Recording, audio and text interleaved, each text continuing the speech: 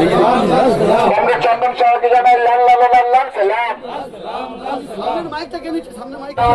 চন্দন সাহাকে কাস্তাদের দ্বারা জিতনে ভোট দে। দুর্নীতিবাদীদের উল্টে পরাস্ত করতে চন্দন সাহাকে কাস্তাদের দ্বারা জিতনে ভোট দে। চন্দন সাহাকে কাস্তাদের দ্বারা জিতনে ভোট দে। ভোট দে পাঁচ দে। ভোট দে পাঁচ দে। আজ এই বর্ণাঢ্য প্রচার পরিক্রমায় এলাকার শুভভক্তি সম্পন্ন গণতন্ত্র প্রিয় সকল নাগরিকদের কাছে সিপিআইএম পার্টির পক্ষ থেকে আহ্বান, আসন্ন বিধানসভা নির্বাচনে আমার আপনার ঘরের ছেলে, কাজের ছেলে কমরেড চন্দন সাহাকে কেমন মনে করছেন জয়ের ব্যাপারে? দেখুন, গোটা পশ্চিমবঙ্গ জুড়ে এই মুহূর্তে আপনি যদি দেখেন আইএসএফ সমর্থিত বামফ্রন্ট প্রার্থী যারা রয়েছে, যে যেখানে রয়েছে, তাদের ভোট বাড়বে। কেন বাড়বে? তার কারণ আছে, কতগুলো যুক্তিসঙ্গত কারণ।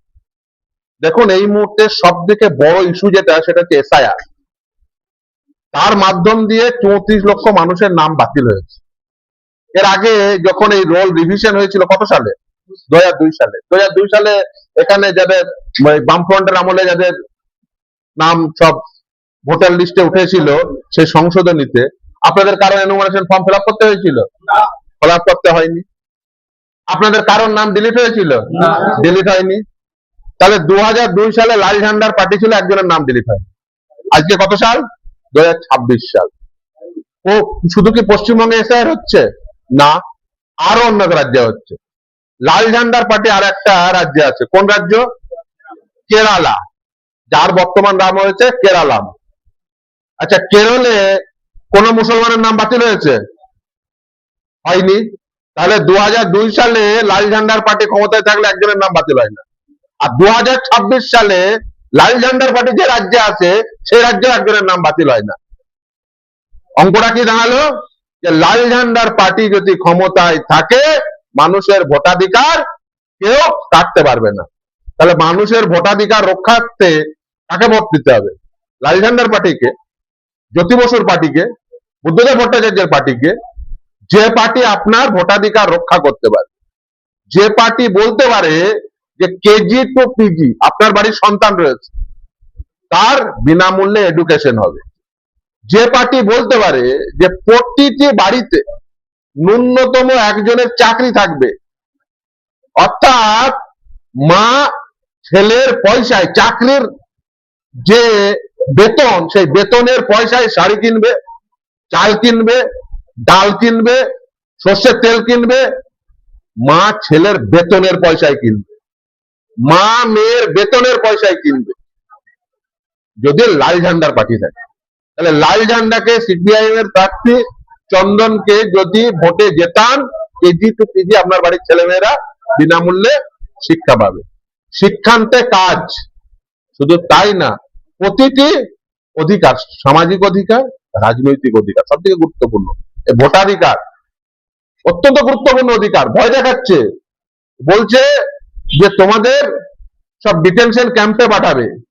একসময় তো বলেছিলেন উনি, মাননীয় তো বলেছিলেন, মুখ্যমন্ত্রী বলেছিলেন না মমতা ব্যানার্জি, আমি বেঁচে থাকা অবস্থায় এসআইআর হবে না। ও বাবা, এনুমারেশন ফর্ম সবার আগে ফিল আপ করে। ও এনুমারেশন ফর্ম ও তো 2002 সালে জ্যোতি বসুর আমলে, বুদ্ধদেব ভট্টাচার্যের আমলে, কোনোদিন যখন রেল রিভিশনে 34 বছর পার্টি ক্ষমতায় ছিল, কেউ ফর্ম ফিল আপ করেছিল? করতে পারেনি। কারণ লাল ঝান্ডার পার্টি রয়েছে। গরিব মুসলমান, পড়াশোনা জানে না, তার ফর্ম ফিল আপ কে করে দেবে? দুটো ভুল হতেই পারে। আর এইসব যখন ধরা পড়ে গেছে, কারণ এটা হচ্ছে বেসিক্যালি আরএসএস এর গেম প্ল্যান। আরএসএস এর ওই ফ্যাক্টরিটার দুটো শোরুম আছে। একটা শোরুমের নাম হচ্ছে তৃণমূল কংগ্রেস, আর একটা শোরুমের নাম হচ্ছে বিজেপি। কোনো মাল ওরা বিজেপির শোরুম দিয়ে বেচে, আর কোনো মাল ওরা তৃণমূলের শোরুম দিয়ে বেচে। এই এসআইআর এর মালটা ওরা তৃণমূলের শোরুম থেকে বেচেছে, মমতা ব্যানার্জিকে সামনে রেখে। ওকে দিয়ে ইমপ্লিমেন্ট করিয়েছে। প্রথম কথা, ওকে দিয়ে এনুমারেশন ফর্ম ফিল আপ করেছিল। কোন আইনে বলা নেই এনুমারেশন ফর্ম ফিল আপ করার কথা। যদি মমতা ব্যানার্জি এনুমারেশন ফর্ম ছিঁড়ে দিত, যে বলতো আমি ফর্ম ফিল আপ করবো না, আইনে নেই, এইসব লোকগুলোকে ফর্ম ফিল আপ করানোর ক্ষমতা হতো না। যদি তার ফলে কি হতো? কারণ নাম বাতিল হতো না। উনি এসে ধরা পড়ে যাওয়ার পরে উনি কোর্টে গিয়ে গুতগুতি করতে গেলেন। দরকার ছিল না, আমরা সামলে নিতাম। কোর্টে তো মামলা প্রথমে আমরা করেছিলাম, ওই গুতগুতি করতে গিয়ে তো সমস্যাটা হয়ে গেল। গুতগুতি করতে গিয়ে কি হলো? গুতগুতি করতে গিয়ে বেসিক্যালি যেটা হলো সেটা হচ্ছে যে কোর্ট বুঝলো রাজ্য সরকারের সাথে নির্বাচন কমিশন লড়াই রয়েছে।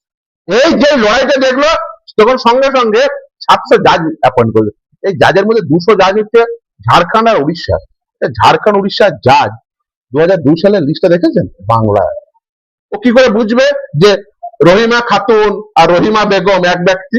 রহিমা খাতুন গিয়ে কি ওই জাজের সামনে উপস্থিত হয়েছিল? হয়নি। বাংলা পড়তে জানে? পড়তে জানে না, নাম বাতিল হয়ে গেছে। এই গুটোগুটি করতে যেতে যেতে বললো কে? কারণ ওকে দায়িত্ব দিয়েছে, তোমাকে গুটোগুটি করতে হবে, এই নাম বাতিল করতে হবে। আপনি দেখেছেন না যে ওবিসি সার্টিফিকেট, বামেদের আমলে তো ওবিসি সার্টিফিকেট দেওয়া হয়েছে, একটা ওবিসি সার্টিফিকেট বাতিল হয়েছে, কারোর বাতিল হয়েছে তোমাদের?